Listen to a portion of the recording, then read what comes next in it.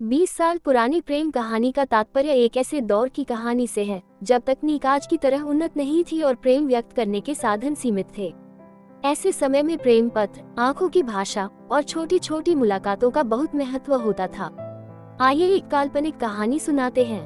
कहानी पुरानी गली का पहला प्यार। पृष्ठभूमि, ये कहानी 2004 के आसपास के एक छोटे कस्बे की है। उस समय मोबाइल फोन कुछ लोगों के पास ही होते थे और इंटरनेट का प्रचलन आम नहीं था।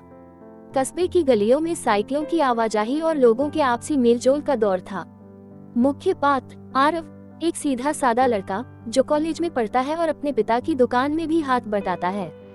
पायल, एक पढ़ाई में होशियार, शांत स्वभाव की लड़की जो पड़ोस के मोहल्ले में रहती है।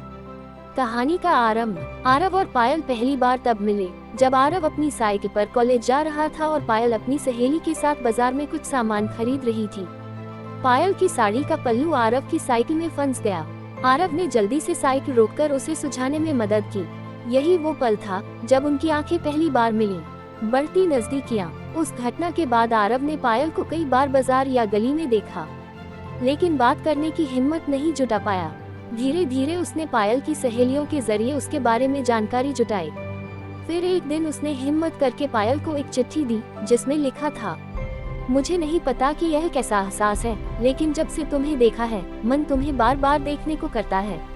अगर यह प्यार है तो शायद मैं इसमें पड़ चुका हूँ। पायल ने पहले तो जवाब नहीं दिया, लेकिन कुछ दिनों बाद उसने उसी चिट्ठी पर लिखा, शायद ये प्यार है पर मुझे समय चाहिए। रिश्ते का विकास, धीरे धीरे दोनों ने बातें करना शुरू की। कभी मंदिर में तो कभी कस्बे के मेले में। उनकी मुलाकातें बहुत छोटी होती, लेकिन उनमें भावनाओं का समंदर बहता। आरव ने एक दिन पायल को गुलाब का फूल देते हुए कहा, मैं तुम्हारे बिना अपनी जिंदगी की कल्पना नहीं कर सकता। समाज की दीवारें, लेकिन उनके प्यार के बीच परिवार और समाज की दीवारें खड़ी थीं। पायल के परिवार वाले उसकी शादी एक अमीर लड़के से करना चाहते थे।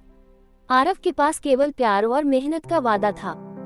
एक रात पायल ने आरव से मिलने का फैसला किया। दोनों ने कस्बे के पुराने पुल पर मिलकर साथ भाग जाने का सोचा, लेकिन पायल के माता पिता को ये पता चल गया। पायल को मजबूरी में अपने परिवार की बात माननी पड़ी और उसकी शादी कहीं और कर दी गई।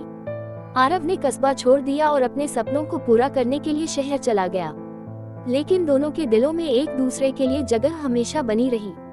आज का दिन 20 साल बाद जब पायल अपने बच्चों के साथ बाजार गई तो उसने एक किताब की दुकान पर आरव को देखा।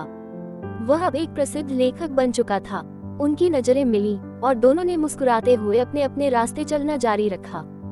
सीख, ये कहानी हमें ये सिखाती है कि सच्चा प्यार समय और परिस्थिति के साथ बदल सकता है, लेकिन उसका एहसास हमेशा अमर रहता है।